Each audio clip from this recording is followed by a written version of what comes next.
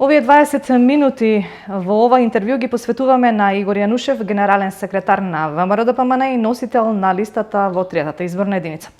Најпрвен, бидејќи сме во изборна кампања, каков резултат очекувате на изборите, односно кои ќе бидат главните фактори кои ќе определат кој ќе победи на овие избори и ќе успее да формира влада? Какви се очекувањата конкретно на ВМРО-ДПМН? Како и секогаш, ВМРО-ДПМН ќе биде победник на парламентарните избори. Впрочем, ако видите низ историјата, освен на едни парламентарни избори во 2002, СДСМ секогаш губело на парламентарни избори, а овој пат очекувам дека ќе биде најголемата и најуверливата победа која што ВМРО-ДПМН е имало на парламентарните. На што го темелите ова ваше верување? Го темелам врз основа на контактите и реакциите луѓето, го темелам врз основа на тоа дека на сите им е дојдено прекуглава од се она што се случуваше во изминатите 3,5 години, а беше направено од СДСМ. На Луи Витон, куферите полни со милиони, директорите на Заев кои што ги гледавме како се ставаат туциња пари во своите куферчиња, заканите за палење и нарачки за палење на автомобили и пресметка со неистомисленици. Го темелам врз основа на она што го слушнавме од веќе осудениот за рекет Бојан Ивановски дека парите треба да се бараат кај Вице и Зоран Заеви, на наместените тендери, да ве потсетам, хеликоптерите, навигацијските системи, во здравството, буквално секој На колку пратеници типува засега опозицијската? На двоцифрена предност во однос на бројот на пратеници, или вака што би се рекло со бројки, најмалце 10. Дали ќе биде доволно да формирате влада сами или како? Какви се вашите анализи? Значи, формирањето на владата во однос на тоа кој ќе влезе во коалиција со ВМРО-ДПМН во новата влада ќе зависи пред се од нормално две работи. Првично, кој ќе биде спремен да ја прифати нашата програма, односно проектот обнова, или оној кој што нормално ги дели заедно со ВМРО-ДПМН визијата, гледиштата за тоа како треба да се развива, односно обновува Република Македонија во следните 4 години и секако како ќе завршат на крајот на денот изборните резултати кај останатите политички партии. Како е вашиот став во однос на малите партии, мислам на оние десните партии кои што покрај тоа што повикуваат на гласови на незадоволни граѓани од власта, повикуваат и на незадоволни членови од ВМРО-ДПМН? Истото она што сме го кажале многу пати во минатото, сепак на ВМРО-ДПМН политички противник му е СДСМ, Зоран Заев, Љупчо Николовски и останатите од криминално-рекетарската банда буквално прават се што можат да ја спасат сопствената кожа, а има еден добар дел од овие партии кои што се создадува во изминатиот период од неколку месеци или година и нешто, се со цел само да им помогнат на СДСМ, односно на некој начин да откинат дел од тие гласови од ВМРО-ДПМН и сметам дека нема да успеат во таа намера. Доколку го добиете мандатот за формирање на влада, дали повторно на ВМРО-ДПМН партнер ќе му биде ДУИ? Вие кажавте оној кој што ќе ја прифати обнова на Македонија, но мислам дали би коалицирале повторно со ДУИ или пак тоа би била друга политичка партија од албанскиот блок? Како што кажав, кога ВМРО-ДПМН ќе формира новата влада, партнер ќе биде оној кој што покри профиќањето, нормално ќе зависи од изборниот резултат кај останатите политички партии. Кој ќе биде и како ќе видиме за неполна недела од денеска, ќе почнат најверојатно тие разговори. Во однос на аудиоматеријалите што се појавија деновиве, односно така наречени предизборни бомби, во дел од нив се слуша и вашиот глас. Што мислите во однос на овие материјали, колку тие се автентични и како се снимени? Веројатно како се снимени се треба да прашате некој друг, не мене. Како гледам како очајнички обиди на СДСМ да спречат потоп на изборите кои што доаѓаат за неколку дена од денеска. Впрочем и тој обид за деградирање, за како да кажем удар по моето чест и до достоинство и углед пред се, Впрочеме, бидејќи знаат дека во изборната единица 3 ќе го доживеат и најголемиот пораз, бидејќи верниот исток е секогаш на страната на ВМРО-ДПМН. Свесни се луѓето, нема да дозволат да бидат изманипулирани, веруваат во нешто го нудиме.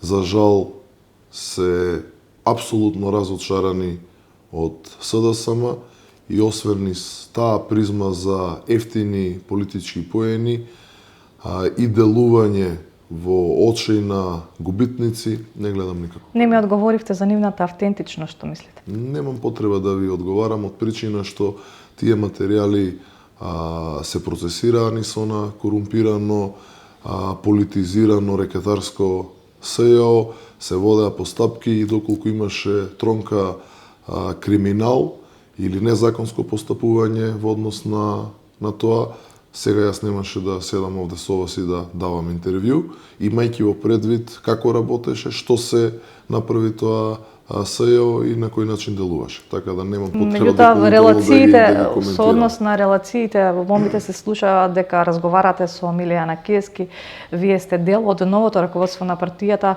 на некој начин дали ова дава некаква слика дека сепак сте дел и од стариот систем на Груевски? Секако дека сум дел од стариот систем на Љупчо Ѓорѓиевски, бидејќи кога сум се зачленил во партијата, било 98 година и председател на партијата бил Љупчо Ѓорѓиевски. Да.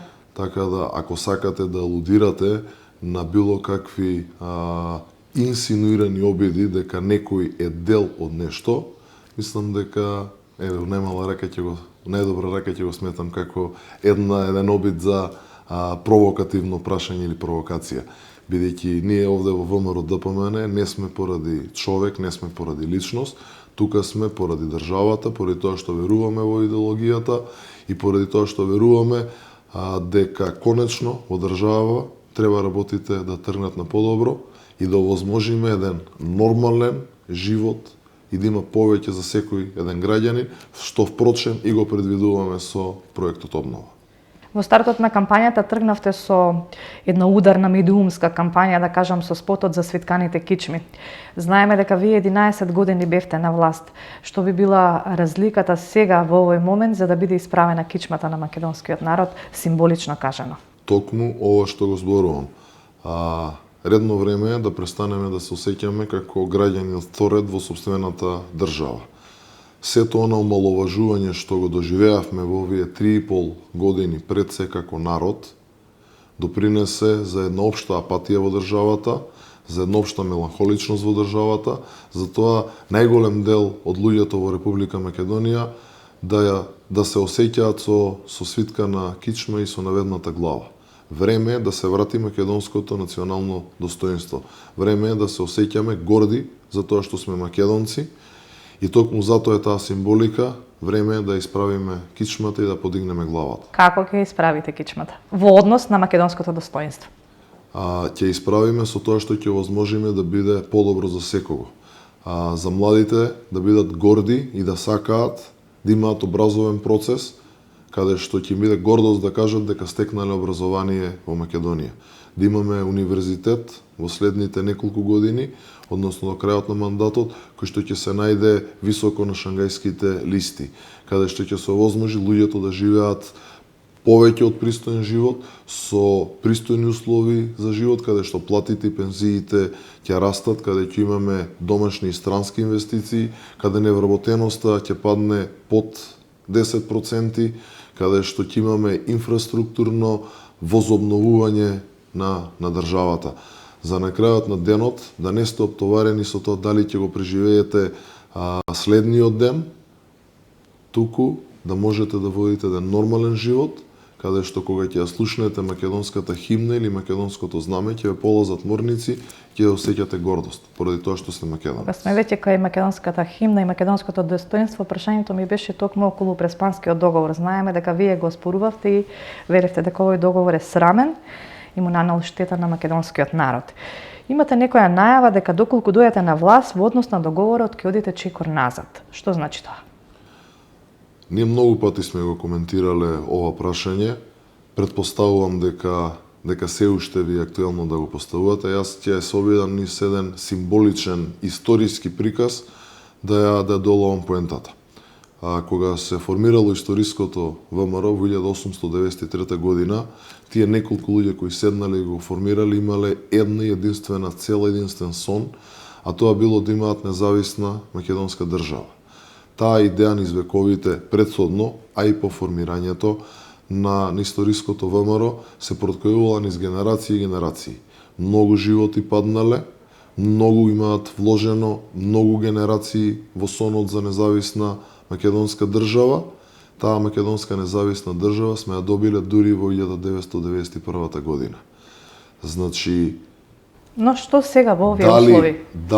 Дали ќе има било каква промена и во било која насока, тоа мислам дека буквално нема жив човек што може да ви даде одговор. Наше е, како ВМРО ДПМН, бидејќи сме биле секогаш на браникот на татковината, да ја продолжиме таа битка. Како што ја водевме таа битка кога се правеа сите овие предавства од страна на Заев, Николовски и СДСМ и сите останати, така да продолжиме и сега. Нормално, за разлика од тогаш, кога се бореле со пушки и пиштоли и ножеви, сега таа борба се води на еден демократски начин низ институциите на системот, дома и надвор. Дали таа борба ќе доживее плод по 5, по 10 години, по 6 месеци или по 50 години, тоа само историјата може да го суди. Меѓутоа, сепак предпоставувам дека вие ќе се залагате да се исправи оваа штета или на македонскиот народ, како што го кажавте, низ меѓународни инструменти или како? Токму тоа само што ви одговори. Значи, се она што имаме на располагање, ние ќе го користиме за еден ден да дојде до исправање на сите овие штети и омаловажувања кои што му се наметнаа на македонскиот народ. Знаеме дека ВМРО ДПМН како опозиција честопати повторуваше дека осудените за 27 април се неправедно осудени, дека невини луѓе лежат во затвор, баравте дури да бидат и амнестирани за своите дела. Како е вашиот став во однос сега? Никогаш не сме барале да бидат амнестирани. Дали ќе барате да бидат амнестирани? Бараме тие луѓе не да бидат амнестирани, туку да бидат ослободени врз основа на независна, транспарентна судска постапка врз основа на законот. Ние бараме само да се применува законот. Тие луѓе се осудени на 15-18 години затвор за дело тероризам. Во исто време, кога терористите од диво населје се пуштени на слобода, кога терористите кои што ги убијат децата кај Смилковско езеро се ослободени. И делувањето на тие луѓе треба да се поднесе одговорност врз основа на тоа што е направено. Кога некој ќе во обвини за нешто, значи согласно кривичниот закон, треба да бидете обвинети врз основа на делото кое што сте го направиле, а не да се измисли дело за да се заплашува и угнетува народот. Токму тоа е направено со осудените за 27. Ако некој таму тепал, треба да одговара за тепање, за нанесување телесни повреди, ако некој на некого се заканувал, треба да одговара за вербален напад. Но вие да осудите толку голема група на луѓе за тероризам. Меѓутоа, тоа е вече настан каде што беа нападнати народни избраници, пратеници и собранието. Кој како битие на самото кривично дело, согласно кривичниот закон, е тотално погрешен и тоа да го прифати обвинителство, па и судиите во самата постапка, е најгрубо кршење на кривичниот закон. Погледнете ги добро, еден буквално од адвокатската, од правосудната фела не кажа дека ова е праведна постапка каде што обвинетите се обвинети за кривичното дело што го сториле. Единствениот исклучок од ова се личните адвокати на Зоран Заев, Русковска, Кацарска и останатите. Во однос на тој дел, што им ветувате на граѓаните во однос дека ќе добијат правда. Кога ќе дојдете на власт, претпоставувам. Ќе добијат правда со тоа со реформата која што ја планираме во правосудниот систем. Едно од вашите ветувања е дека ќе донесете и закон за проверка на имотот на политичарите. Ме интересира колку сте искрени во намерата, затоа што знаеме дека кога се почнуваа вакви проекти и во однос на бенефициите на пратениците и на политичарите, некако како власта и опозицијата да беа на иста страна. Колку планирате искрено ова да го искоркате? Не се согласувам воопшто со вас, бидејќи ние овој закон го бараме повеќе од година ден уназад. СДСМ се тие кои што не сакаат да се донесе законот. Од друга страна, мислам дека прашањето за искреност и честност треба да се упати кон Зоран Заев и неговите пајташи, бидејќи сметам дека буквално со нити една постапка во овие 2,5 години, како сме раководство во ВМРО-ДПМН, не сме оставиле простор за некој да ја преиспитува нашата искреност. И токму затоа кажавме дека ние сме првите кои што сакаме да бидеме проверени пред да се оди на другите. Како ќе биде замислен овој закон? Ќе ги проверува сите политичари, сегашни, идни, минати? Или... Значи, немаме потреба да измислуваме топла вода. Така. Имаме модерни демократи, развиени држави, каде што ова функционира. Ќе се земат примерите, ќе седнат експерти кои што се најупатени во оваа област, универзитетски професори, луѓе кои што имаат искуство големо во праксата во правосудството, ќе подготват закон, тој закон ќе се донесе, ќе се постапува онака како што ќе налага законот. Оние кои што не може да докажат дека го стекнале имотот, символично кажано, претпоставувам дека вие нема да ставите бројчаник. Како? Не разбирам за каков бројчаник зборувате. Па да го вратат имотот кај граѓаните. Тоа ќе си го пропише законот. Дали ќе се враќа, дали ќе се сноси друга одговорност, дали ќе има забрана за понатамошно учество во политиката, колку долго ќе трае. Еве сега имавме брзо еден таков пример во Франција, ако не се лажам, со еден од претходните премиери на државата. Како може тоа да функционира таму, а да не функционира кај нас? Не, прашањето ми беше доколку не го стекнал имотот како што е според законот, односно, да кажеме, на корумпиран начин, како ќе му биде... Па не би сакал јас да шпекулирам како би било идното законско решение. Значи, кога истото ќе се работи, ќе се дефинира како сето тоа ќе оди, низ каква постапка, што ќе се случува и се ова претходно што кажав. Дали ќе има забрана, колку ќе биде таа забрана доживотна, неколку годишна и слично. И сосема за крајот, како мислите дека ќе биде излезноста на овие избори во услови кога се справуваме со пандемијата? Па јас би дал одговор пред се за изборната единица 3 со оглед на тоа дека во последниве 20 и нешто денови сум исклучиво во изборната единица 3, впрочем ова е само втор ден како сум присутен во Скопје на неколку часа, очекувам голема излезност. Барем голема во однос на она првично што беше најавено дека би можело да има мала излезност и слично. Очекувам можеби негде околу или над 60% излезност до изборната единица 3. Ви благодарам за интервјуто. Благодарам на поканата и поздрав до вашите гледачи.